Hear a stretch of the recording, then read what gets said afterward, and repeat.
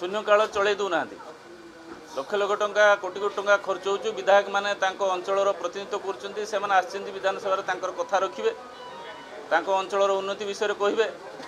असुविधा सुविधा विषय कहे किंतु एमाने जाशुणी चल नदेवार कौन उद्देश्य आपण मैंने जापारे गतकाली जो चाकरी क्षेत्र में अनफेयर मीन्स जो प्रिवेंशन जो बिल आसला ताकू विभिन्न रूप से विरोध कले एवं विरोध कर अपील थिला जे एटा को तर्जमा करने आ पेरिजुआल करने आहरी किसी समय दि जाऊ।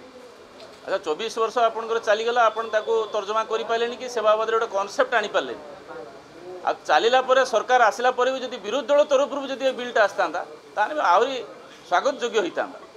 यार अर्थ से प्रकार अनफेयर काम लिप्त थे से ढांकुड़ी पकई रखापी चेष्टा करते जिते ए सरकार ता भर आईन आने चाहूँ विभिन्न प्रकार प्रतिवाद करने चाहूँ बाकी जितेबाला काली गतकाली जिते माननीय मुख्यमंत्री कथा रखिले सेतेबेले सी 1.5 घंटार कथा भितर कि प्रकार भाव में दादन समस्याटा कि प्रकार भाव कंट्राक्चुअल चाकरीटा कि प्रकार भाव में गरीब खटिकिया पुअर स्वप्न कि प्रकार भाव में लिभि हो से कथा ए समस्त उठौ उठौ गत 24 वर्ष भितर विभिन्न पर्यायर विभिन्न वर्ष जे सरकारी चाकरी विभिन्न संस्था मान द्वारा कराला बेले कि प्रकार अनियमितता होती कि प्रकार दुर्नीति होती कि प्रकार पैसा पत्र नेण देण होती से विषय कथा उठेला बेले से भीतर गोटे कथा कहते इवन